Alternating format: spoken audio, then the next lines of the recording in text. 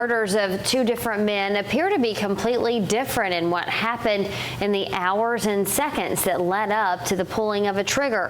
However, both the men in these separate high-profile cases were convicted of second-degree murder by a jury. The jury found Darrell Roberts guilty of shooting and killing Christopher Wright back in 2023. Video presented at the trial shows Roberts took several seconds to walk up to Wright and shoot him in the head.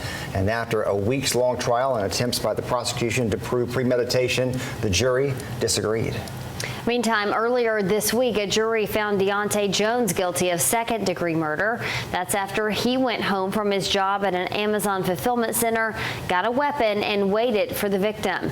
He waited more than an hour before shooting and killing Javante Moon.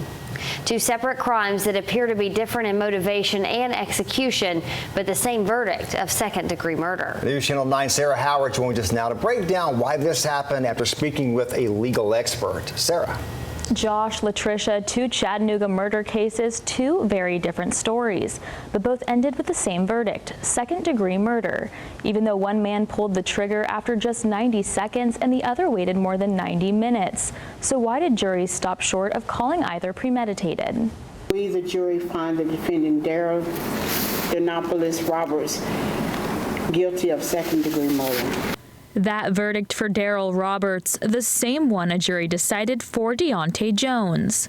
Second-degree murder means the killing was intentional, but not planned in advance. There is no evidence of passion and excitement in this video.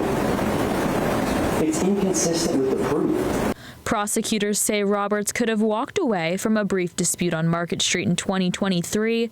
Instead, he pulled out a gun and shot father of three Christopher Wright, just 90 seconds after the encounter began. See premeditation. You're going to see choices that were made September 28th, 2023. His choices. It's not one. It's many.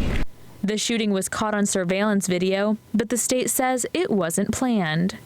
You don't get to kill somebody on a public sidewalk in Chattanooga, Tennessee, and argue passion after the fact.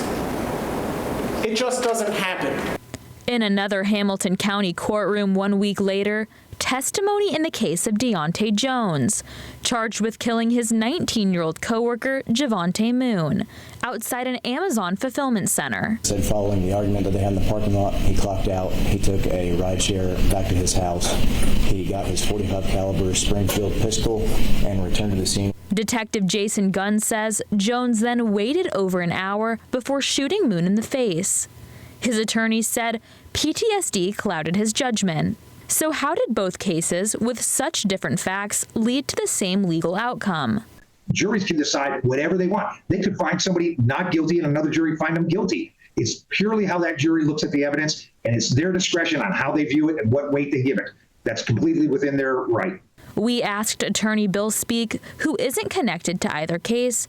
He says the Jones verdict was surprising. I think most attorneys would generally agree that that was a premeditated first-degree murder case, if there ever was one.